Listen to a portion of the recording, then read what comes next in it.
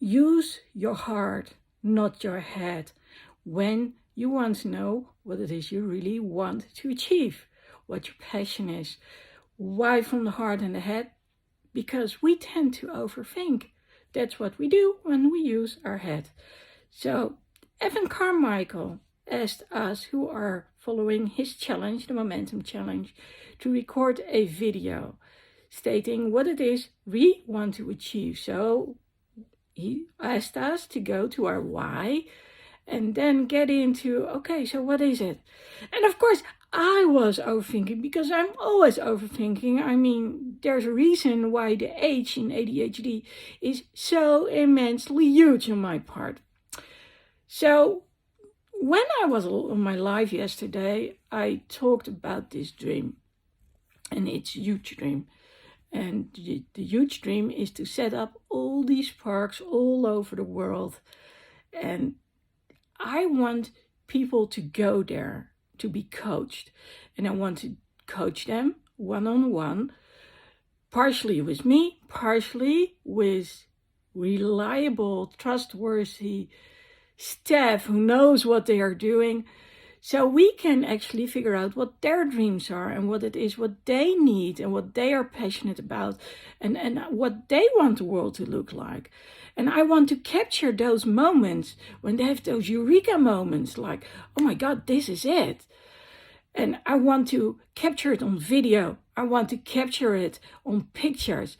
And when we have all that stuff, I'm going to do two things with it. Well, actually three. The first one is we are going to use it to record a video. But that video, and then we get to number two, is related around a song. And that song is their song. It's the song of their life.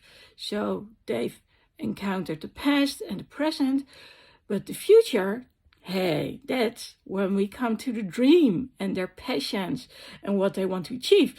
Those things I or my colleagues have captured while there, or maybe even before. But we've captured those moments that they said, this is what we are going to do. This is what we want to achieve. This is, if this happens, I'll die with the biggest smile on my face. And number three, I want to use it for a meditation. So going back, what I want to do is I want them to understand what it is they want to do, come out with a plan. But to support that, because people, once they leave the area, they go back to normal life, and maybe part of them remembers what it is they wanted, but they tend to forget.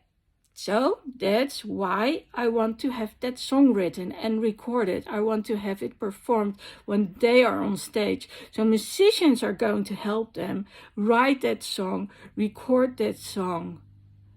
And well, the one who is being coached, if he or she knows how to play an instrument, cool. Maybe they clap their hands. Maybe they just do a speech. But that's the way they interact, and they are surrounded by people supporting them, the musicians, but also the pictures. Remember the videos from past, present, and future? And of course, there are lots of people cheering them on, so it's an unforgettable moment. So it would be cool if not only they are there, but also their family and friends to support them and cheer them on. Last but not least, they get this to remember. They have their own song on DVD. And also they get a meditation, which is directly linked to what it is they want to achieve. So every time they go to sleep or when they wake up, the first thing they can do is listen to that meditation and get like, oh my God, totally wired, totally dedicated to achieving that one. Well, like I said, I want people to go there to a park, and I want multiple parks all over the world. But also, I want that park to include a children's hospice.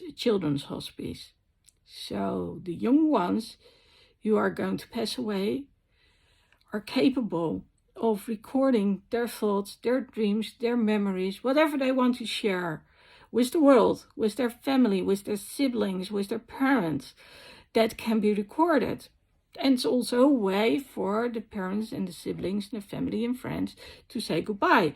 But I've noticed that children have a lot of wisdom. So especially when they're experiencing something as profound as going to die, they probably have something in mind.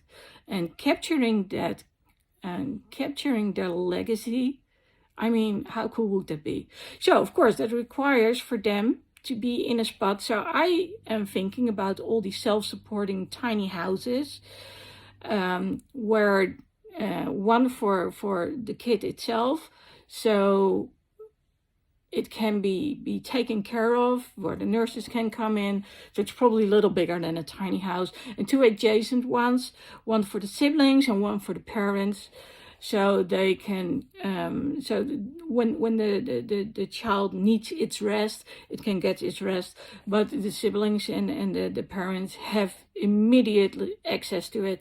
And, well, probably maybe friends can stay at the siblings' room. Also, I want there to be support, because there's nothing more hard, more difficult than losing a child. It's not nature. Nature is the oldest one dies. But in this case, the child passes away, and there are so many questions involved. So I want to get them the professional support to go there.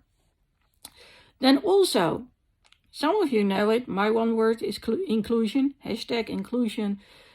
And I know there are a lot of people, children out there, adolescents, who once they have finished college, which already is not easy, and they want to study on, the moment that they start to work, they do an internship, that's when things go haywire. So I want them to have a safe place over there to be able to work and work on their passion with people who understand them. I mean, how cool would that be? So last night, someone else said, well, how about a safe place for women? Well, actually 2 people said it, both Mariella and Chicky Joe. And I was like, yeah, that would be cool. You know, the women and children who need to run for their life because of abuse, they need to be able to go there too. So those are the things for now that I want. And once the first park works, then I want to model it all over the world. So I want the first one to be probably in Florida. I want to be one in California, here in the Netherlands, of course, especially in the Westland. So 5, 7, maybe even more of those parks. So in a nutshell, what I want is I want to leave a legacy which makes it possible for those where inclusion applies to have a better life, to be able to speak up, to be able to share their voice, be heard, be seen, have a normal life, as far as normal, of course, is possible, but not be seen as weird, not be put to the side, but actually live the life like other people can. I mean, wouldn't it be amazing if with a number of adjustments, one can actually work at their full capacity? I mean, so also, I really love to do one-on-ones. I also love to do group coaching, and I love to travel, and I love people to go on an adventure with me. And I believe that the best way to coach people is when they're not at their own location. So, my passion, well, you've guessed it, getting people to speak up and speak out and record it, show them what they are capable of and making it happen. That's me, Lady Lexi. Lady Lexi Speaks Up.